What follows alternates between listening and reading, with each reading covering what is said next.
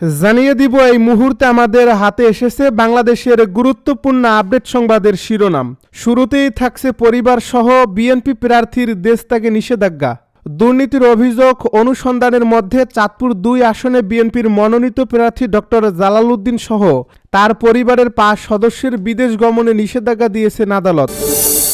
এবারে থাকছে শেখ হাসিনা সহ ১৭ জনের বিচার শুরুর আদেশ। আরও থাকছে রাউজানে আবারও দরজা আটকে ২টি ঘরে আগুন, বেড়া কেটে বাসিন্দাদের প্রাণ রক্ষা। এদিকে দিল্লিতে বাংলাদেশ হাই কমিশনের ভিসা সেবা সাময়িকভাবে স্থগিত। এবারে থাকছে ৪ আসনের বিনিময়ে জমিয়তের সঙ্গে বিএনপির সমঝোতা। সব শেষে জানিয়ে দিব পাকিস্তানে পুলিশের গাড়িতে অতর্কিত হামলা, নিহত ৫। এতক্ষণ শুনছিলেন হাতে থাকা আপডেট সংবাদের শিরোনাম, এবারে বিস্তারিত। তবে তার আগে অনুরোধ রইল ভিডিওটিতে একটি লাইক এবং কমেন্ট করে জানিয়ে দিন ভিডিও সম্পর্কে আপনার মূল্যবান মতামত। আরও জানিয়ে দিন ভিডিওটি কোথা থেকে দেখছেন বা কোন জেলা থেকে দেখছেন। পরিবার সহ বিএনপি প্রার্থীর দেশত্যাগে নিষেধাজ্ঞা। দুর্নীতির অভিযোগ অনুসন্ধানের মধ্যে চাঁদপুর ২ আসনে বিএনপির মনোনীত প্রার্থী ডক্টর জালাল উদ্দিন সহ তার পরিবারের ৫ সদস্যের বিদেশে গমনে নিষেধাজ্ঞা দিয়েছেন আদালত। সোমবার দুপুরে দুর্নীতি দমন কমিশনের আবেদনের শুনানি শেষে ঢাকা মহানগর সিনিয়র স্পেশাল জজ আদালতের অবকাশকালীন বিচারক মোহাম্মদ আব্দুল আল মামুন এ আদেশ দেন। এদিন দুদকের সহকারী পরিচালক এস এম মামুনুর রশিদ তাদের দেশ ত্যাগে নিষেধাজ্ঞা চেয়ে আবেদন করেন। নিষেধাজ্ঞা পাওয়া অন্যরা হলেন জালাল উদ্দিনের স্ত্রী শাহনাজ পারভিন, ২ ছেলে সাইদ মোহাম্মদ রিজভী ও সাইদ মোহাম্মদ আলভি ও মেয়ে আয়েশা তাসনিমা তানভি। আবেদনে বলা হয়, জালালের বিরুদ্ধে বিধি বহির্ভূতভাবে অর্থ উপার্জন করে তার নিজ ও স্বার্থ সংশ্লিষ্টদের নামে ব্যাংক হিসাবে নিয়ে বৈধতা দেওয়ার চেষ্টা এবং বিদেশে অর্থ পাচারের মাধ্যমে মানি লন্ডারিং প্রতিরোধ আইনে অপরাধের অভিযোগের অনুসন্ধান চলছে। তিনি সপরিবারে যে কোনো সময় দেশ থেকে পালিয়ে বিদেশ অবস্থান নিতে পারেন, ফলে অভিযোগের সুষ্ঠু অনুসন্ধানের স্বার্থে তাদের বিদেশ গমন ঠেকানো আবশ্যক।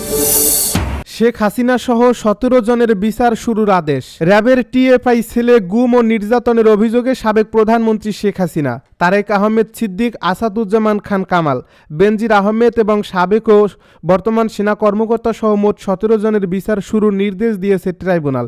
মঙ্গলবার দুপুরে আন্তর্জাতিক অপরাধ ট্রাইব্যুনাল ১-এর চেয়ারম্যান বিচারপতি মোহাম্মদ গোলাম মর্তুজা মজুমদারের নেতৃত্বাধীন ৩ সদস্যের বিচারিক প্যানেল এ বিষয়ে আদেশ দেন। রাউজানে আবারও দরজা আটকে ২টি ঘরে আগুন, বেড়া কেটে বাসিন্দাদের প্রাণ রক্ষা। চট্টগ্রামের রাউজানে আবারও বাহির থেকে দরজা আটকে দিয়ে ২টি ঘরে আগুন দেওয়ার অভিযোগ উঠেছে। বাসিন্দাদের দাবি, টিন ও বাঁশের বেড়া কেটে তারা ঘর থেকে বের হয়েছেন। গতকাল সোমবার দিবাগত রাত ৪:৩০টার দিকে রাউজান পৌরসভার ৫ নম্বর ওয়ার্ডের পশ্চিম সুলতানপুর গ্রামে এ ঘটনা ঘটে। আগুনে পুড়ে যাওয়া ঘর দুটি হিন্দু সম্প্রদায়ের। স্থানীয় বাসিন্দাদের সূত্রে জানা গেছে, আগুনে ২টি ঘরের ৭টি কক্ষ পুড়ে যায়। ওই ২টি ঘর সুলতানপুর গ্রামের বাসিন্দা সুখ শীল ও অনিল শীলের। এর মধ্যে সুখ শীল দুবাই প্রবাসী ও অনিল শীল পেশায় দিনমজুর। ঘর দুটির বাসিন্দারা জানান, ঘর দুটির কোথাও টিন বা কোথাও বাঁশের বেড়া দেওয়া ছিল। ২টি পরিবারের ৮ জন সদস্য ঘরে ছিলেন। রাতে খাবার খেয়ে তারা ঘুমিয়ে পড়েন। এর মধ্যে রাত ৪:৩০টার দিকে ঘরে আগুন জ্বলে উঠায় তাদের ঘুম ভাঙে। তবে বের হতে গিয়ে ২টি পরিবারের সদস্যরাই দেখতে পান দরজা বাহির থেকে বন্ধ করে রাখা হয়েছে। দিল্লিতে বাংলাদেশ হাইকমিশনের ভিসা সেবা সাময়িকভাবে স্থগিত। অনাকাঙ্ক্ষিত পরিস্থিতির কারণে দিল্লিতে বাংলাদেশের হাইকমিশন থেকে সব ধরনের কনসুলার সেবা ও ভিসা দেওয়া স্থগিত করা হয়েছে। পরবর্তী ঘোষণা না দেওয়া পর্যন্ত এসব সেবা বন্ধ থাকবে। পররাষ্ট্র মন্ত্রণালয়ের একাধিক জ্যেষ্ঠ কর্মকর্তা আজ সোমবার প্রথম আলোকে এ তথ্য নিশ্চিত করেছেন। দিল্লিতে বাংলাদেশ হাইকমিশনের সামনে গত শনিবার রাতে বিক্ষোভ করে চরমপন্থী সংগঠন অখণ্ড হিন্দু রাষ্ট্রের ২০ থেকে ২৫ জনের একটি দল। তারা সেখানে প্রায় ২০ মিনিট অবস্থান করে বাংলাদেশের বিরুদ্ধে স্লোগান দেয়। পাশাপাশি তারা ভারতে নিযুক্ত বাংলাদেশের হাইকমিশনারের রিয়াজ হামিদুল্লাহকে হুমকিও দেন। এ ঘটনা নিয়ে গতকাল রোববার বিকেলে ঢাকার পররাষ্ট্র মন্ত্রণালয়ের সাংবাদিকদের প্রশ্নের জবাবে পররাষ্ট্র উপদেষ্টা মোহাম্মদ তৌহিদ হোসেন বলেছিলেন, দিল্লিতে কূটনৈতিক এলাকার ভেতরে বাংলাদেশ মিশনের অবস্থান খুবই নিরাপদ স্থানে। সেখানে হিন্দু চরমপন্থীরা ওই এলাকার মধ্যে আসতে পারবে কেন? তাহলে তাদের আসতে দেওয়া হয়েছে। এমন ঘটনা প্রত্যাশিত নয়। এ ঘটনার পর থেকে দিল্লিতে হাই কমিশনের পরিবার ঝুঁকি বোধ করছে এবং হুমকি অনুভব করছে বলেও জানান তৌহিদ হোসেন। ৪ আসনের বিনিময়ে জমিয়তের সঙ্গে বিএনপির সমঝোতা।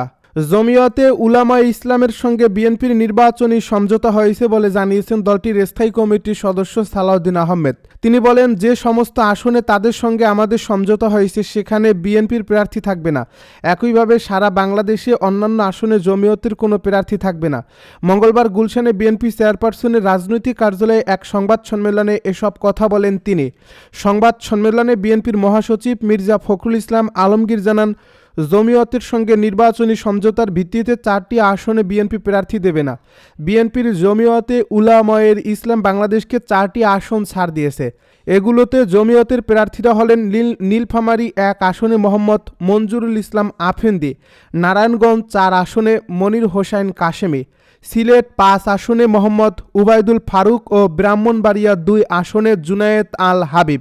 মির্জা ফখরুল বলেন, বিএনপির কেন্দ্রীয় সিদ্ধান্ত অনুযায়ী এসব আসনে বিএনপি কোনো প্রার্থী নেবে না। বিএনপি নেতা মির্জা ফখরুল বলেন, বিএনপির কেন্দ্রীয় সিদ্ধান্ত অনুযায়ী এসব আসনে বিএনপি কোনো প্রার্থী দেবে না। এখানে কেউ স্বতন্ত্র প্রার্থী হলে দল ব্যবস্থা নেবে। পাকিস্তানে পুলিশের গাড়িতে অতর্কিত হামলা, নিহত 5। পাকিস্তানের খাইবার পাখতুনখোয়ার কারাকের গুরগুরি এলাকায় মঙ্গলবার দেশটির পুলিশের গাড়িতে অতর্কিত হামলার ঘটনা ঘটছে। এতে দেশটির অন্তত 5 জন পুলিশের সদস্য নিহত হয়েছে, খবর ডনের। দেশটির জেলা পুলিশের মুখপাত্র সৈকত খান হামলা ও হতাহতের তথ্য নিশ্চিত করেছেন। তিনি বলেছেন, ঘটনাস্থলে পুলিশের বিশাল বহর অবস্থান করছে। এর মধ্যে জেলা পুলিশের কর্মকর্তা রয়েছেন। হামলাকারীদের ধরতে অভিযান চলছে। এ প্রতিবেদনে বলা হয়েছে, হামলার প্রকৃত ধরন সম্পর্কে এখনও জানা যায়নি। তবে জেলা পুলিশের মুখপাত্রের শেয়ার করা ছবিতে গাড়ির পুড়ে যাওয়া অংশ দেখা গেছে। ডন বলছে, খাইবার পাখতুনখোয়া বিভিন্ন এলাকায় পুলিশকে লক্ষ্য করে সিরিজ হামলার এটি সর্বশেষ ঘটনা। গত সপ্তাহে লাক্ষী মারওয়াতে বন্দুক হামলায় পুলিশের এক কর্মকর্তা এবং তার ভাই নিহত হয়েছেন। এছাড়া চলতি মাসের শুরুতে একই এলাকায় আত্মঘাতী হামলার 1 জন পুলিশ নিহত হয়েছেন এবং আরও 5 জন আহত হন।